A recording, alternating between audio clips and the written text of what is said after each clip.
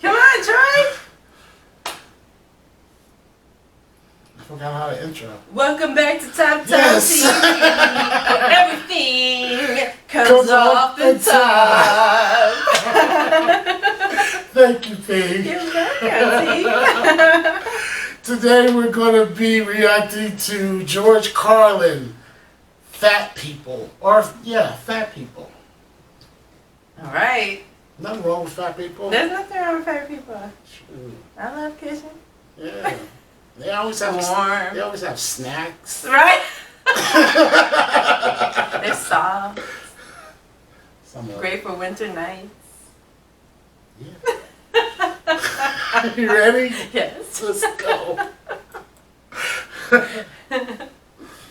People are fucking dumb. You can say what you want about this country, and I love this place. I love the freedoms we used to have. I love it. I love that.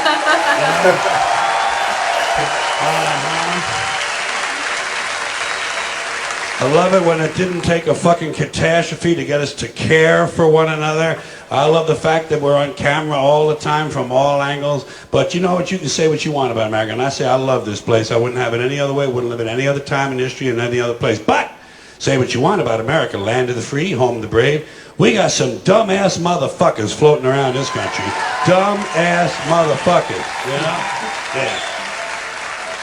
Now, obviously, that doesn't include this audience. I understand that. You seem intelligent and perceptive, but the rest of them, holy jumping fucking shitballs. Dumber than a second coat of paint. And this ain't just ranting and raving. This ain't just blowing off steam. I got a little evidence to support my claim. It just seems to me, that only a really low IQ population could have taken this beautiful continent, this magnificent American landscape that we inherited. Well, actually, we stole it from the Mexicans and the Indians, but hey, it was nice when we stole it. It looked pretty good. It was pristine. Paradise. Have you seen it lately? Have you taken a good look at it lately? It's fucking embarrassing. Only a nation of unenlightened half-wits could have taken this beautiful place and turned it into what it is today. A shopping mall. A big fucking shopping mall. You know that? That's all you got. That's all you've got here, folks. Mile after mile of mall after mall. Many, many malls. Major malls and mini malls. They put the mini malls in between the major malls. And in between the mini malls, they put the mini marts. And in between the mini marts, you got the car lots, gas stations, muffler shops, laundromats, cheap hotels, fast food joints, strip clubs, and dirty bookstores. America the Beautiful. One big transcontinental commercial cesspool. And how do the people feel about all this? How do the people feel about living in a coast-to-coast shopping mall? Well, they think it's just fucking dandy. They think it is cool as can be, because Americans love the mall. They love the mall. That's where they get to satisfy their two most prominent addictions at the same time: shopping and eating. Millions of semi-conscious Americans, day after day, shuffling through the malls, shopping and eating, especially eating. Americans love to eat. They are fatally attracted to the slow death of fast food. Hot dogs, corn dogs, triple bacon cheeseburgers, deep fried butter dipped in pork fat and cheese whiz, mayonnaise soaked barbecued mozzarella patty melts. Americans will eat anything, anything, anything. If you were selling sauteed raccoons' assholes on a stick, Americans would buy them and eat them, especially if you dipped them in butter and put a little salsa on them. This country is big time, pig time. Forget the bald eagle. You know what the national emblem of this country ought to be? A big bowl of macaroni and cheese.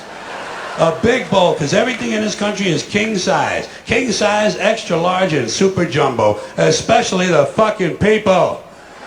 Have you seen some of the people in this country? Have you taken a good look at some of these big fat motherfuckers walking around? Big fat motherfuckers. Oh my God. Huge piles of redundant protoplasm lumbering through the malls like a fleet of interstate buses. The people in this country are immense, massive bellies, monstrous thighs, and big fat fucking asses. And if you stand there for a minute and you look at one of them, you begin to wonder How does this woman take a shit? How does she shit? And even more frightening, how does she wipe her ass? Can she even locate her asshole? She must require assistance. Are paramedics trained in this field? And standing right next to her, of course, with a plate full of nachos and a mouthful of pie is her clueless fucking husband, Joe Sixpack. With his monstrous swollen beer belly hanging dangerously out over his belt buckle. This guy ain't seen his dick since the Nixon administration. And if you stand there and you look at the two of them, you begin to wonder to yourself, do these people fuck? Is this man actually capable of fucking this woman? It doesn't seem structurally possible that these two people could achieve penetration. Maybe they're in that Cirque du Soleil or something. I'm telling you, the people in this country are every one of them is 50 pounds overweight. They are gargantuan. And in the summertime, God help us, in the summertime, they all want to wear short pants. Jesus, Lord, protector of all that is good and holy, deliver me from fat people in short pants. They all got short pants, big bellies, fat thighs, and dumb kids. Short pants, big bellies, fat thighs, and dumb kids. Every one of them's got two dumb-ass kids with them. And the whole family is wearing T-shirts, and every one of them's got the same T-shirt. I'm with stupid. Apparently in this country, the stupids are an extended family. And besides wearing them T-shirts, every one of the families got on a backpack. They got a backpack strapped to their back so they can carry around lots of stupid shit. And the reason they got to carry their stupid shit strapped to their backs is because their hands must remain free at all times to hold food. And to get that food up to the mouth where it gets shoveled in with all the rest of the disgusting shit they ate that day. And another reason for the backpacks is these people are going to buy even more stupid shit. They ain't got enough stupid shit at home. They just had a stupid shit sale. They're going to buy more. They're going to go out in the parking lot and stuff this stuff into the big, fat, ugly, oversized SUV that's got plenty of room in it. Plenty of room in it for stupid shit and lots of room left over for these big, fat, ugly motherfuckers to get them home. Stopping, of course, for jelly roll and fried dough. These people are efficient, professional, compulsive consumers. They think of that as their national pride. It's their civic duty. Consumption. It's the new national pastime. Fuck baseball. It's consumption. The only true, lasting American value that's left, buying things. Buying things. People spending money they don't have on things they don't need. Money they don't have on things they don't need. So they can max out their credit cards and spend the rest of their lives paying 18% interest on something that costs $12.50. And they didn't like it when they got it home anyway. Not too bright, folks. Not too fucking bright. But if you talk to one of them about this, if you isolate one of them, you sit them down rationally, and you talk to them about the low IQs and the dumb behavior and the bad decisions, right away they start talking about education. That's the big answer to everything. Education. They say we need more money for education. We need more books, more teachers, more classrooms, more schools.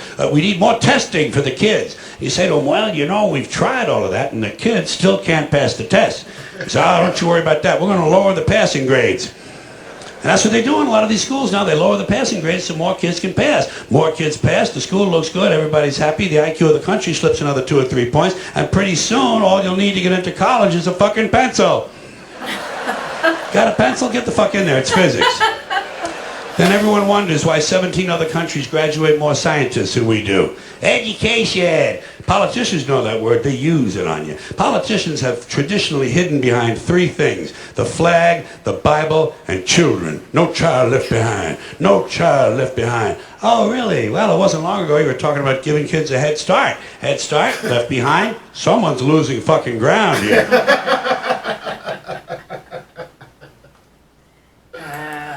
We do, as a society, do purchase a lot of BS. A lot of stuff we don't need. I remember a couple of years ago when everybody was on, we get on these little fads, when everybody had them little fidget things. And I'm like, they just come out with this thing, they'll blow up for like a couple of months, everyone has it, the next few months it'll be like, die down for a little while, and then some new thing will come up, and everyone's gotta have it. And I'll be sitting back watching that stuff, and I'm like, people are have a lot of the herd mentality. If this person gets some little gadget or widget or whatever, everybody wants to get it. Like, remember when everybody was on those hoverboards? Right. And then they start blowing up and everything. Right. It's always some new thing. It's always some new thing. Everybody feel that they have to get on board because everyone else is doing it. Right. And it's just weird to me. It's just like the way our society's set up, you know, we're a consumer society. And yeah. That supposedly makes us That's happy. our job now, right? Our job is to buy things. Pretty much. That's the way, you know, media presents things to us. It's like, you know, and then even if it's not like things, it's like you need to buy better beauty products to be better. Yeah. You have to, you know, buy more memberships. Like all these fitness people out now with, you know, come join me so you can get this fitness routine. The keto diet and all this other crazy stuff. It's always like buy. And he was riffing on fat people. I like big women. Yeah, I like big guys too. Over if you give me a insecure skinny woman or a down to earth big girl, I'll take the big girl any day. I'll take the big girl any day. That's what's up, right? Because she's in tune with herself. She ain't trying to fit in some kind of societal stereotype thing. She's I won't say super obese or anything like that, but she got a little weight on her. I have no problem with that at all. That's what's Just up. more for me to work with. Right. And you know someone told me this one time, and it was so beautiful the way he worded big women, because he likes big women. Mm-hmm. And he said, I really enjoy big women because they remind me of a big, soft pillow that I can fall into. And I was like, oh, that's so sweet. I mean, you're like, I'm going to eat me some more food. I'm not big. Right. It was just like the way he said it, and then like the passion behind it too. Yeah. It was just so sweet. And then I like big guys too. I think for me though, where it starts to go left is when it affects your health and when it affects your eating. Like, and what I mean by that is, if you can't keep up with me and your weight is the issue, I'm not saying you need to be stick thin, but you do need to do something about it. Yeah. Also, you know, like when you're in a relationship, trying to be in a relationship with someone, you think longevity. You want longevity with someone, not taking care of someone. Yeah. And then lastly, like, you can't be hungry eating all my food. No. Like, I don't mind sharing, but if you're just gonna go and like every time there's leftovers, you decide you want to eat them, or like you're hungry and you're too lazy to get up and go get your own food. And don't let it be something I really like. If I can let a lot of food go, it doesn't matter. But if it's something I really, really like, you better stay the hell away from my food. And you better let them going know down. Right. Let them know before they cross that line with you. Right. Let them know. Yeah, I'm not big on. I don't like to eat off other people's plates, and I don't like people picking on my plate. Right. Once, you know, my ex did that with me. She would go and grab like a piece of chicken or a piece of fry or whatever, and she would notice, you're not touching your plate anymore. Yeah, because you already put your hands out on my plate. I will not touch it again. Really? I'll go and get something else before I do not like it. I don't even care if that was my wife. My kid, do not put your hands in my plate. I would never do that to you, so why would you do that to me? Yeah. I'd never do that to you. Yeah. And I've seen, you know, like couples reaching each other's plate. Can I have let me get a fry, whatever. I'll be like, dude. Yeah. Your offering is one thing. Those are your fries now. Really? Me, those are your fries. But okay, so that's okay, because it's like, you're thinking of the germ factor, or it's just the rudeness factor? The rudeness factor. Okay. Yeah, it's just, to me, it's just rude to, if you have the same opportunity to have the same thing on your plate that I have on my plate, and then you pick at my plate. I can see if we ordered something at a restaurant, and you were like, I never tried that. I'll cut like half of it off, and then I'll put it on your plate or whatever. I don't mind that at all. Okay. But reaching your fork over and digging into my lasagna just because you haven't tried it with spinach, and you want to try my lasagna, it's your lasagna now. Really? Yeah. I'll probably secretly go to the waiter and say, I want another order, but don't give it to me until we get ready to leave. And then I'll sit there with that cold food right there, and we'll sit and I'll watch you eat and whatever. And So then you we'll get ready. completely stop eating. I'll completely stop eating. I'll still drink my drink or whatever. I'll completely stop eating, and then when we leave and when I pay for it, he'll hand me a bag with my food in it, Really? and I'll eat when we get back. Yeah, and I tell everyone that I date that that's one of my pet peeves is someone digging into my plate. I'll let you know that up front that's a no-go. If you do that, that's yours now. Yeah. That's yours now. I agree because of the rudeness, or like Yeah. thinking I can like this pet peeve. Oh, you want something to drink? Yes, I would. Thank you. Mhm. Take the drink, open it, drink from it, and then give it to me. Whoa, Oh no, no. you keep that. Yeah. Baby. You keep that. Yeah. Really, really. And then for me, it's more than a germ thing or like rudeness. It is rudeness, but it's like you offered to get me something, and then you're gonna take from what you offered me. Yeah. Oh hell, Yeah. let me offer. That to tells you a lot about a you, person. You know. That tells you a What does lot. that say? That whatever I give to you, I have access to it too. That's what it says to me. Whatever I offer or give to you, I do have access to it. So it's really mine. Yeah. It's ours. Ours. It's ours. And whatever you have, you should have no problem with me. Having something to share. Wow. Yeah. I could totally, that makes sense. I don't like that. Yeah. That makes sense though.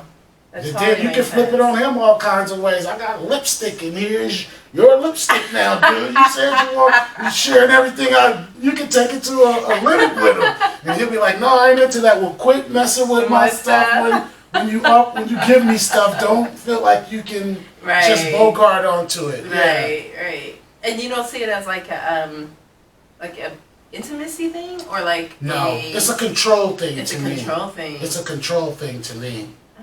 To let that person know I have access to anything that I give you, I have access to it too. That's a subliminal way of saying that to me. So then was I fed some BS, Troy? On what? On Yeah, you was fed some BS. some BS. Yeah. He just said it in a nice way so you wouldn't take it, but it was a control thing going on there right there. Yeah. Next time somebody, a friend of yours or whatever, do that, you would be like, nah, that's you money. That's your money. Right. You got all that right there. I'm good. He has some good points. A lot of good points. He always has good points. Absolutely. Well, thanks again, you guys, for watching Top Talk TV. Don't forget to like, comment, subscribe, and follow our social media. And hit that notification button, and we'll see you next time on Top Talk TV. Peace. Peace.